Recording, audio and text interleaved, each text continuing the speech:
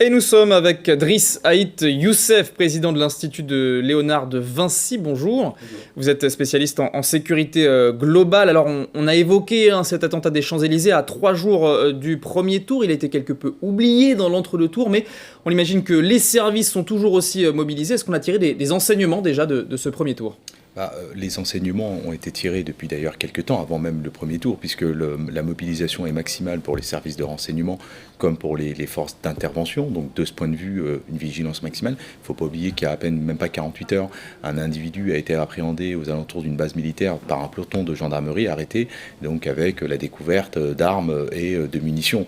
On ne sait pas quelle était sa revendication, mais en tout cas, des documents laissent à penser qu'en tout cas, cet individu pouvait passer à l'acte. Alors quels sont justement les différents types de menaces pour une journée de vote ? D'abord on parle de la journée dans les bureaux de vote.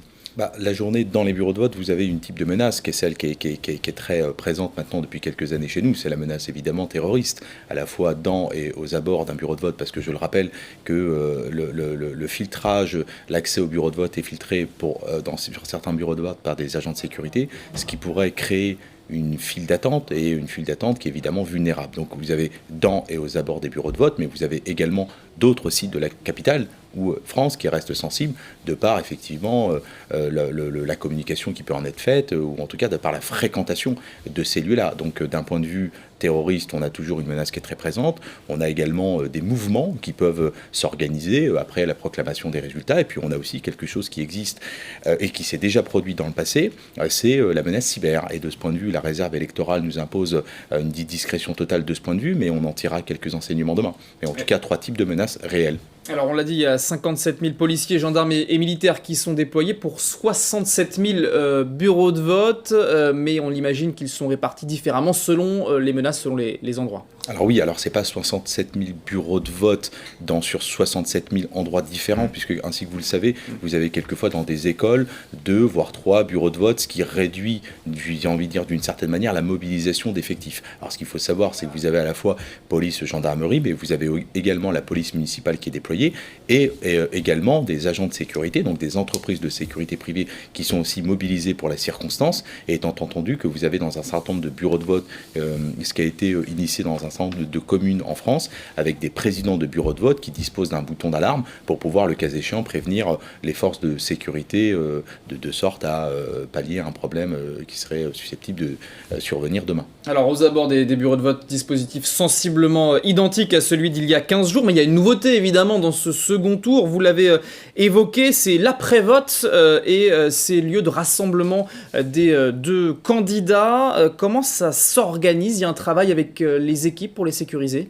Très certainement. Vous avez ce qui est officiel et ce qui n'est pas officiel. Ce qui est officiel, c'est la demande que chaque candidat doit formuler auprès du préfet de police, puisque une manifestation aujourd'hui doit faire l'objet d'une déclaration auprès du préfet de police. Donc évidemment, les services de la préfecture sont en lien avec les différentes équipes de sorte à pouvoir sécuriser la zone, imaginer le nombre de participants, de sorte à avoir un dispositif qui serait conditionné, en tout cas qui serait pour la circonstance adaptée. Ensuite, vous avez ce qui relève du regroupement un peu sauvage, j'ai envie de dire, qui ne fait pas l'objet d'une déclaration. On l'a vu le soir même du premier tour avec des rassemblements, ce qu'on appelait les antifas, et qui, avec des échauffourées contre les forces de sécurité, on sentait bien qu'il y avait une volonté de défier l'autorité publique. Et voilà. Donc ça ne fait pas l'objet d'une déclaration, mais là encore, il va falloir que la préfecture de police, que les forces de sécurité soient mobilisées sur tous les fronts, sur toute la capitale, de sorte à pouvoir assurer la sécurité des manifestants, évidemment. Et pour la soirée des candidats, on a 2 cas très différents. On a l'esplanade du Louvre pour Emmanuel Macron annoncé, le chalet du Lac dans le bois de Vincennes, un lieu clos pour Marine Le Pen. D'abord l'esplanade du Louvre, là on imagine que c'est un lieu qui est difficile à sécuriser, mais on a l'habitude, on peut comparer ça par exemple aux fan zones qu'on a eu l'an dernier à Paris. Oui, je pense qu'on tire effectivement les enseignements de l'Euro 2016 très bien passé, mais encore une fois avec le concours des agents de sécurité privée. Donc là, c'est un espace évidemment ouvert.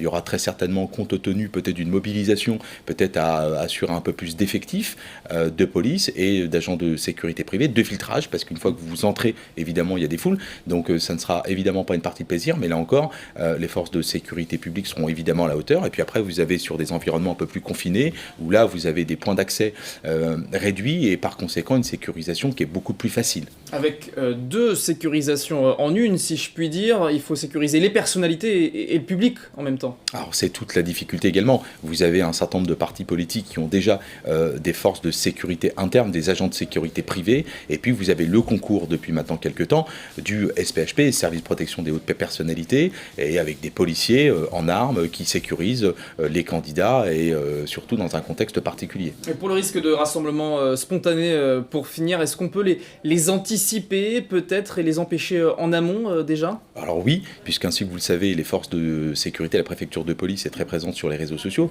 Donc c'est évidemment sur des rassemblements, des messages véhiculés par les rassemblements, par les réseaux sociaux. Il ne faut pas oublier que nous sommes encore en état d'urgence. Et l'une des spécificités de l'état d'urgence, c'est de permettre à l'autorité administrative, en l'occurrence le préfet de police, d'interdire des rassemblements. Donc c'est de prépositionner des forces de sécurité aux bouches de métro et ailleurs, de sorte à pouvoir éviter des mouvements de foule et pouvoir disperser dès qu'on a plus de 10 ou de 15 personnes. Avec aussi des interdictions de séjour, il y a des arrêtés qui ont été pris pour 69 personnes. Oui, tout à fait. Donc c'est des individus qui posent une difficulté ordre public. Encore une fois, c'est l'état d'urgence qui permet au préfet de prendre cette mesure d'interdiction de séjour dans un lieu donné, ça peut être la capitale ou ça peut être une région, d'individus qui posent un problème à l'ordre public. Et par conséquent, l'état d'urgence joue son rôle dans cette circonstance.